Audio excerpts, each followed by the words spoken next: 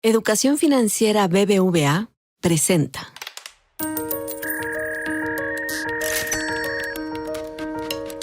Peras y Manzanas, con Valeria Moy.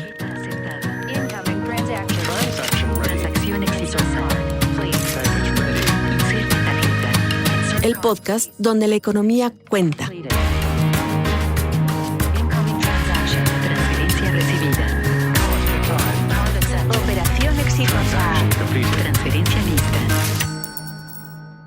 Hola, ¿cómo están? Muy buenas tardes. ¿Cómo los trata esta semana de aranceles? Aranceles que van, aranceles que no van, aranceles que se ponen, aranceles que se quitan. Pero antes de hablar de aranceles, hay que hablar de esta semana, de lo que representa para la participación económica de las mujeres, o más bien de qué es la participación económica de las mujeres. Y para hablar de ese tema, hoy está con nosotros Fernanda García, directora de Sociedad Incluyente del IMCO. Fernanda, bienvenida una vez más a Peras y Manzanas. Gracias, Valeria. Feliz de estar aquí. A ver, esta semana, que cae en sábado, se conmemora, se celebra, se recuerda, ya no sé qué palabra sea la correcta para usar, el Día de la Mujer. Y bueno, este es un podcast de economía, entonces a mí me interesa entender cuál es el rol de la participación de las mujeres en la economía mexicana, más allá de una perspectiva de derechos que evidentemente es real, que evidentemente existe y que hay muchas organizaciones que lo estudian. El IMCO acaba de sacar una información que dice, y aquí Fernanda nos lo explicará, que incorporar a más mujeres a la economía mexicana, es decir, aumentar la participación económica de las mujeres, y ahorita vamos a ver qué quiere decir eso, aumentaría el PIB en 6.9 billones de pesos. Pero la primera pregunta que le quiero hacer a Fernanda es, ¿qué es la participación económica? Porque para mí, cuando yo estudié economía y me enseñaron en mi primera clase la definición de economía, me dijeron al final del día que la economía era pues estudiar las decisiones, estudiar la forma en la que se toman decisiones, cómo asignar recursos escasos a fines múltiples. Y si entendemos economía desde esa perspectiva, pues todo es economía. Y entonces de repente cuando hablamos de, bueno, que las mujeres, hay que incrementar la participación económica de las mujeres, pues las mujeres participan económicamente todo el tiempo, continuamente, han participado siempre porque toman decisiones. En ese sentido, me gustaría, Fer, que nos expliques qué quiere decir, qué es esto de incrementar la participación económica de las mujeres. La participación económica a lo que se refiere son las personas en edad laboral, lo tomamos 15 años o más, que tienen un empleo, y la parte importante que entra en este grupo también es o que buscan uno. Si tú en el momento en el que te encuestan estás buscando un empleo pero no lo tienes, también eres parte de la, de la economía activa. Digamos, la otra parte de la moneda son los que de plano no están buscando un empleo, no les interesa por distintas razones que podemos hablar también, pero eso es cuando nos referimos a la participación económicamente activa. Ahora, cuando me dices, cuando dice el IMCO que sumar a más mujeres o incrementar en la participación económica de las mujeres sumaría X o Y en términos de Producto Interno Bruto, pues cuando yo veo este dato, la primera pregunta que viene a mi cabeza es, pues, ¿cuánto participan las mujeres dada esta definición o este brochazo de definición que nos acabas de dar? Sin duda, es importante ese punto de partida. En México, 46% de las mujeres tienen un empleo o buscan uno. Este porcentaje, Valeria, es muy bajo en comparación con el promedio de la región de América Latina, e incluso si comparamos con economías específicas como Brasil, Chile, Colombia, estamos por debajo del promedio mundial con menor participación de mujeres en la economía, y por eso el IMCO hace este estudio, porque ante tal rezago, ¿qué pasaría, no, si podemos aumentar esa tasa de participación económica de las mujeres? Y ya me estoy adelantando un poco, pero la meta es parecernos a países ¿no? que son los de la OCDE, y en esos países el promedio es 67%. Entonces, México está en 46%, los países de la OCDE en 67%. Ahora, dices que estamos por debajo del promedio de América Latina. ¿Cuál es el promedio de América Latina o por dónde andan otras economías latinoamericanas? El promedio de América Latina está alrededor de 50%, y si vemos estas economías que acabo de mencionar puntualmente, están 52, 54, 56%. Ahora, me llama la atención porque en México, cuando vemos cómo, el mercado laboral, sí vemos por todos lados, más allá de un mercado laboral formal, o que estemos hablando del mercado laboral informal, o que estemos hablando de empleos con altos ingresos o de empleos con bajos ingresos, sí vemos a muchas mujeres participando en la economía con esta amplia definición. Entonces, cuando vemos que en términos promedio, México está por debajo de Latinoamérica y México está por debajo del mundo, evidentemente, sí te llevas, o nos debería de llevar a pensar, ¿por qué? ¿Por qué está sucediendo esto en un país en el que, pues las mujeres ya sabemos, todos, sí, somos más de la mitad de la población, todos esos datos los tenemos, pero ¿cuáles son las hipótesis? ¿Por qué está sucediendo esto, que las mujeres participan menos que en otros lugares en labores económicas? Y ojo, sí me parece bien importante aclarar que no es que estemos hablando de que participen en la economía, en el sector formal, con un empleo, que tenga tal salario o que tenga acceso a seguridad social. Es simplemente el deseo de participar en una actividad económica. No, y sin duda es el tema de los cuidados. Justo cuando hablaba al principio de la otra cara de la moneda, que son las personas que no tienen un empleo y que no lo buscan, la mitad, en el caso de las mujeres, están en esa parte de la economía porque no tienen a quién delegarle el tema de los cuidados, no tienen con quién dejar a sus hijos, no tienen quien cuide a su mamá, a su papá, o si se enferma alguien en casa, no tienen a quién delegar esos cuidados. Entonces, pues esta parte de lo que hablabas, ¿por qué estamos ahí? México se sostiene en una red familiar de cuidados. Las familias son las que cuidan principalmente. El INEGI realiza todos los años un estudio donde calcula el valor económico del trabajo no remunerado. Es altísimo. Las mujeres dedican más del doble del tiempo a estas labores sin recibir una remuneración a cambio. Y hago esta precisión porque muchas veces nos dicen, oye, pero las mujeres sí trabajan, están haciendo estas labores en el hogar, o están haciendo la comida, o van por sus hijos a la escuela, sin duda, pero no reciben una remuneración a cambio, y por eso no se contabiliza en la economía. Entonces, bueno, los cuidados son una barrera para que las mujeres puedan entrar al mercado laboral, y muchas veces ya que entran, que puedan permanecer o crecer dentro de sus centros de trabajo. Ahora, menciónanos ya un poquito más de este estudio. ¿Cómo, sí mencionas que si alcanzáramos el promedio de los países de la OECD, se sumarían 6.9 billones de pesos al Producto Interno Bruto? Pero esto estamos pensando que de un jalón se incorporen millones de mujeres. ¿De cuántas mujeres estamos hablando?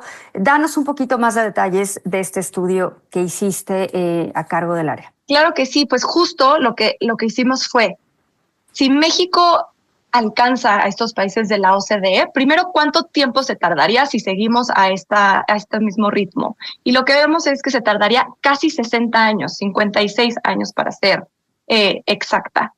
Y dijimos, no, eso es mucho tiempo. ¿Qué pasa si sí tomamos acción y revertimos esta tendencia y aceleramos la participación de las mujeres en la economía? Y nuestra meta fue, México lo puede hacer en 10 años. Eso consideramos que es algo que se podría hacer de manera sin duda ambiciosa, pero es un escenario viable. Esto implicaría sumar a 18.6 millones de mujeres a la economía. Teniendo ese escenario, pues lo que dijimos es... De forma gradual, o sea, no estamos hablando de... Sí. O sea, ni siquiera, esto evidentemente no es como, bueno, en un año y entonces los 6.9 billones se generarán en 10 años. No, estamos hablando de gradualidad tanto en la incorporación de mujeres como en la formación, en la generación de producto. Totalmente, justo irlo haciendo año con año, y entonces durante la próxima década es como llegamos a que México podría aumentar el PIB del país en 6.9 billones de pesos. Estamos hablando de 630,000 millones de pesos al año, ¿no? Si lo hacemos, ¿no? Como si todos los años crecieran igual, tenemos que hacer ese tipo de hipótesis. Sabemos que podrá ser unos años de menor crecimiento, otros de más, pero es una manera de visualizar ese crecimiento. ¿Qué pasaría si no hacemos nada? ¿Qué pasaría si sí tomamos la decisión de acelerar? Y ahí es donde está la ganancia para México. Ahora, ¿en cuánto se incrementaría el PIB? Porque me estás diciendo que sí, 6.9 billones de pesos durante los próximos 10 años. Y a mí 6.9 billones de pesos, pues sinceramente no sé ni qué son. O sea, pierdo la dimensión ya cuando hay tantos ceros.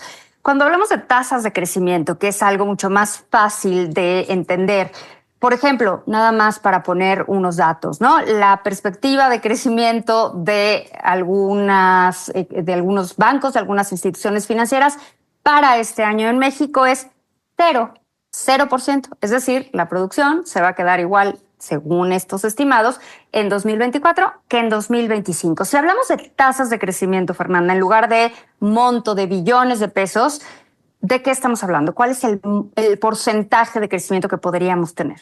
Tendríamos un crecimiento que sería casi 4% mayor en comparación de quedarnos con la misma tendencia. Y creo que aquí también es interesante ver, porque lo hicimos a nivel de estatal, porque sabemos también que los estados pues tienen distintas realidades y su punto de partida es distinto. Y ahí, por ejemplo, el crecimiento en el caso de Chiapas podría ser hasta 32% mayor si no incorpora, no comparando, si no incorpora a estas mujeres.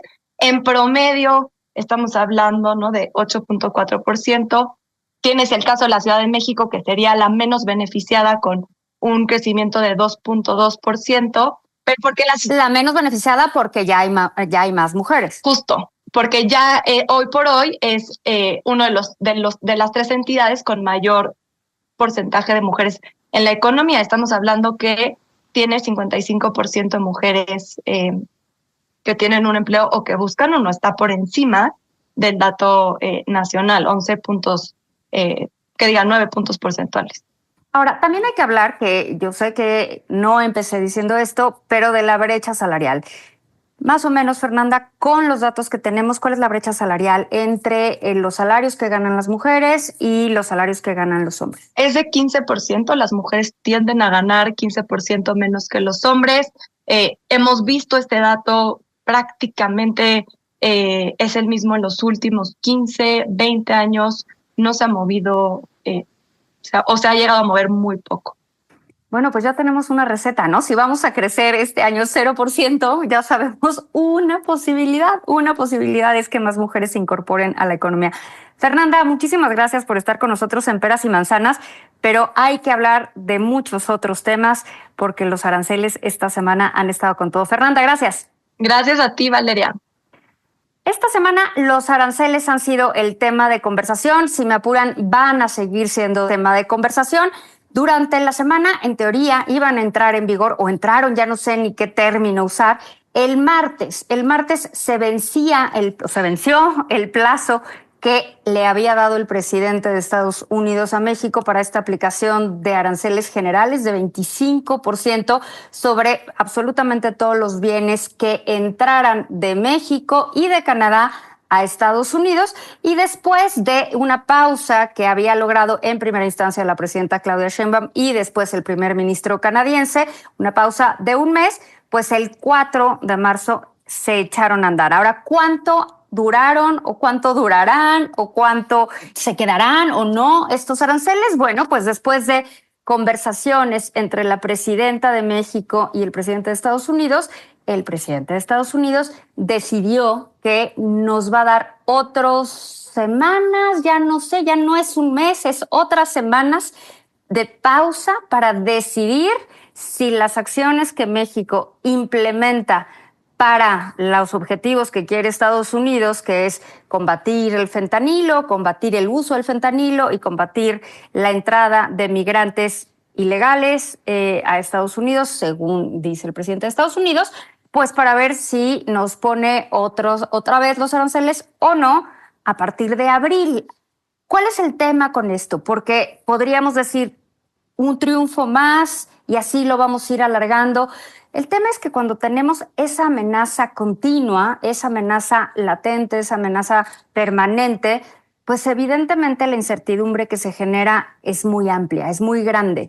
Y la incertidumbre no es amiga de la inversión, la incertidumbre viene aparejada típicamente de más riesgo, y eso es lo que está sucediendo. No es que ganemos tiempo, que sí. O sea, no quiero que se me malentienda. Por supuesto que ganamos tiempo, ganamos semanas en lo que se hace una negociación más puntual, en lo que se logran acuerdos más específicos, pero al final del día es tiempo de crecimiento económico que no se tiene, es tiempo de inversión que no llega, es tiempo de inversión que se paraliza y es tiempo que se podría estar usando en otras cosas muy importantes para la economía de cualquier lugar, incluyendo desde luego la economía mexicana. Entonces, en el estatus actual, en el estatus de este momento de las cosas, pues no vamos a tener estos aranceles generales. Empezarán en abril, la primera semana de abril, cuando el presidente de Estados Unidos dé a conocer los aranceles recíprocos que ya había anunciado en otro momento, pero que iba a decir exactamente de cuánto sería para cada economía. Siendo recíprocos, pues se refiere a que si un país le pone arancel de algo a Estados Unidos, a los bienes que ese país importa a Estados Unidos de, no sé, 2, 3, 10%, pues ahora Estados Unidos va a poner un arancel recíproco, un arancel igual a los bienes que Estados Unidos le compra a ese país en cuestión. Al final del día, esto lo que hace no es poner las reglas del juego parejas, sino pues tener una guerra comercial. Entonces, en esta fecha de abril, el presidente de Estados Unidos ya había dicho que iba a anunciar específicamente cuáles eran estos aranceles recíprocos, estos aranceles muy puntuales que se iban a poner.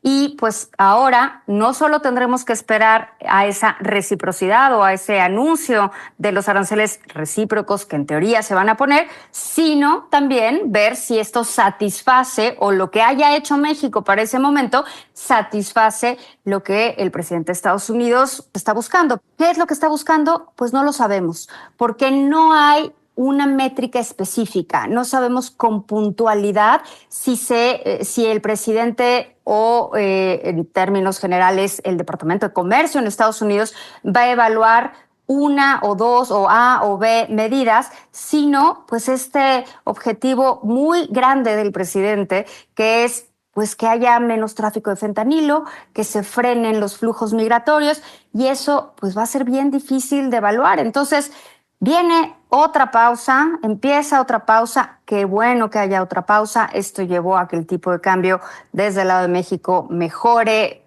o se fortalezca un poco. Estaba cotizando en estos momentos en 20.30 centavos, pero hay que recordar que está viviendo una enorme volatilidad en función de lo que diga o no diga, o haga o no haga el presidente de Estados Unidos, pero no son los únicos aranceles. O sea, ya tenemos una lista de aranceles enorme, ya tenemos los aranceles generales, estos que están en pausa, también los recíprocos, que en teoría empiezan la primera semana de abril, pero también tenemos ahora los aranceles al acero y al aluminio, que en teoría empiezan o entran en vigor el 12 de marzo. Y además tenemos los aranceles a los automóviles, que también ahorita están en pausa. Entonces no sabemos exactamente en qué se va a terminar, en qué va a terminar esta disputa, que no es únicamente comercial. Me encantaría decir esta disputa comercial, pero yo no creo que sea una disputa comercial. Yo creo que es una disputa por muchas otras cosas que el presidente Trump está tratando de abordar con una herramienta comercial, y eso me parece que es distinto. Un dato muy importante que tuvimos esta semana, dato de inversión. La inversión en México durante diciembre cayó de forma importante, cayó más de 2% en diciembre frente a noviembre, y cayó en su comparación anual, es decir, diciembre de 2024 contra diciembre de 2023, más de 4%, caídas muy importantes en la inversión, y eso que sí, ya sabíamos de la amenaza arancelaria, pero no la teníamos con la precisión o con la claridad con la que tenemos ahorita. Así que bueno, muchas cosas que tendremos en el radar en los próximos días y habrá que darle seguimiento. Muchísimas gracias por acompañarnos. Educación Financiera BBVA presentó